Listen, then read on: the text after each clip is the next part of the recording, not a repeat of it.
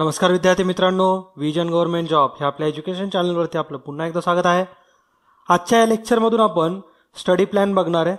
बऱ्याच जणांनी रिक्वेस्ट केली होती की कंबाईन जी एक्झाम होणार आहे त्याच्यामध्ये STI, PSI आणि असिस्टंट या तिन्ही वॅकन्सी निघल्यात, तर त्याच्यासाठी एक स्टडी प्लॅन बनवा सर. तर आपण आज ह्या लेक्चरमध्ये स्टडी प्लॅन बघतोय त्याचा.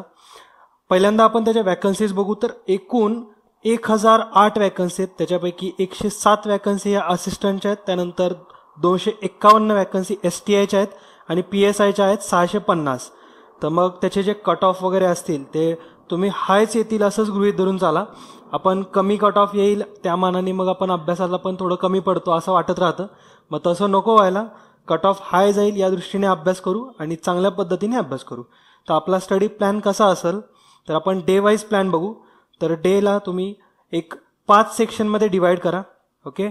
आणि इथं तुम्हाला अभ्यास कमीत कमी 10 तास करायचा या दृष्टीने प्लॅन बनवलेला आहे.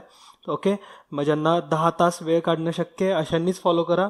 ज्यांना मग असं शक्य नाहीये त्यांनी याच्यातूनच मग टाइम ड्युरेशन कमी करून बघू शकता. पण सब्जेक्ट तरी चूज करताना हेच सब्जेक्ट चूज करा. ओके. जसं की तुम्ही 5 सेक्शनमध्ये दिवसाला डिवाइड केलं तर तुम्हाला कंपल्सरी करंट अफेअर आणि रिझनिंग हे रोज करायचंच आहे.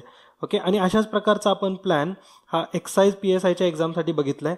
हा आणि तो जवळजवळ सारखाच आहे, फक्त याच्यामध्ये थोडंसं मॉडिफिकेशन आहे. ओके.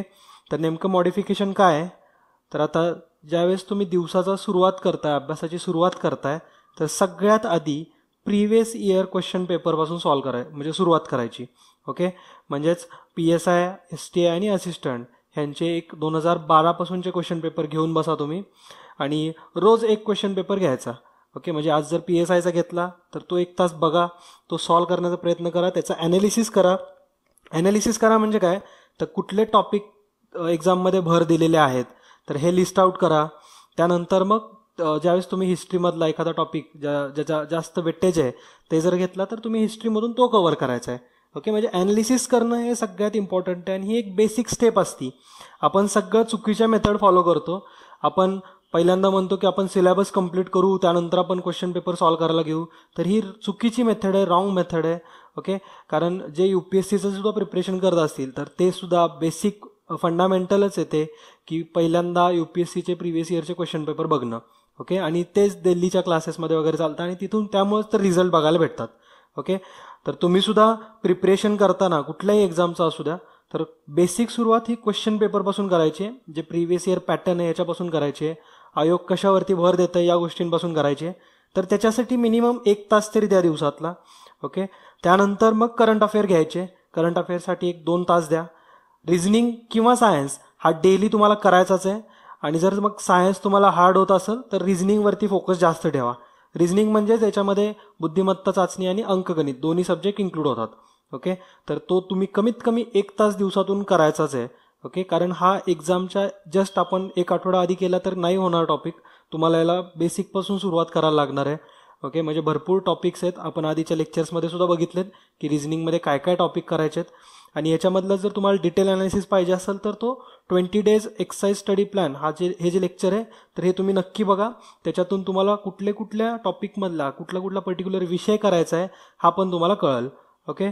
त्यानंतर चौथ्या सेक्शनमध्ये एकतर पॉलिटी घ्या और इकॉनॉमिक्स घ्या. ओके. आणि त्याला ॲटलिस्ट 3 तास तरी द्या. त्यानंतर हिस्ट्री और जॉग्रफी ह्याच्यासाठी पण 3 तास. म्हणजे जर तुम्ही आज पॉलिटी घेतला असेल तर उद्या इकॉनॉमिक्स घेणार आणि आज जर हिस्ट्री घेतला असेल तर उद्या जॉग्रफी. म्हणजे हे 1 दिवसाआड सायकल चालू ठेवा. और एक आठवड्यावर कंटिन्यू पॉलिटी आणि हिस्ट्री करा आणि त्यानंतर दुसऱ्या आठवड्यामध्ये कंटिन्यू इकॉनॉमिक्स आणि जॉग्रफी करा. ओके. मग आता त्याच्यामधले कुठले टॉपिक करायचे आहेत हे आपण या लेक्चरमध्ये डिस्कस केलेलं आहे 20 डेज एक्सरसाइज स्टडी प्लॅनमध्ये. तर तिथून तुम्ही ते टॉपिक चूज करा आणि तिथून अभ्यासाला सुरुवात करा. ओके. आणि फक्त एकच मॉडिफिकेशन याच्यामध्ये जे की तुम्हाला प्रिव्हियस इयर क्वेश्चन पेपर बघायचे आहेत. ओके. कारण आता यावर्षी इतक्या वॅकन्सी निघाल्यात, पुढच्या वर्षी एवढ्याच निघतील का हे सांगता येत नाही. ओके. त्याच्यामुळे तुम्हाला पोस्ट काढणं फार इम्पॉर्टंट आहे आणि त्या दृष्टीने मग हार्ड प्रिपरेशन करा. आणि तुमच्याकडे एक चांगला स्पॅन भेटलेला आहे. नियर अबाउट 70 डेज आहेत तुमच्याकडं, 75 डेज असतील.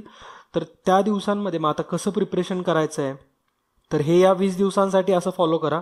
आपण 28 तारखेला 28 मेला एक जेवढे राहिलेले दिवस आहेत त्याच्यामध्ये तुम्ही काय करायचं आहे याच्यासाठी एक सेपरेट लेक्चर बनवूया. पण आता तरी ॲटलिस्ट हे लेक्चर तुम्ही बघितल्यापासून 20 दिवस हा प्लॅन फॉलो करा आणि आणखीन एकदा हा 20 डेज एक्सरसाइज स्टडी प्लॅनचा व्हिडिओ आहे हे व्यवस्थित बघा आणि त्याच्यातून टॉपिकची नावं लिहून घ्या. म्हणजे हिस्ट्रीमधले कुठले करायचे आहेत, जॉग्रफीमध्ये कुठे करायचे आहेत. ओके, तर हे सगळे टॉपिक तुम्ही तिथून कव्हर करा. ओके, तर तुम्हाला कळालं असेल. आणि तुमची जी एक्झामची डेट आहे ही प्रीची एक्झाम तुमची 16 जुलै 2017 आहे. ओके, त्याच्यामुळं एक 70 दिवसाचा स्पॅन तुमच्याकडे आहे. व्यवस्थित प्रिपरेशन जर केलं तर सिलेक्शन हे 100% होणार. ओके, तर नक्कीच लेक्चरला फॉलो करा, प्लॅनला फॉलो करा. आपण यानंतर सुद्धा भरपूर लेक्चर अपलोड करू आणि ते पण तुम्ही बघत राहा. ओके, तर भेटूया पुढच्या लेक्चरमध्ये. तोपर्यंत जय हिंद, जय महाराष्ट्र. धन्यवाद.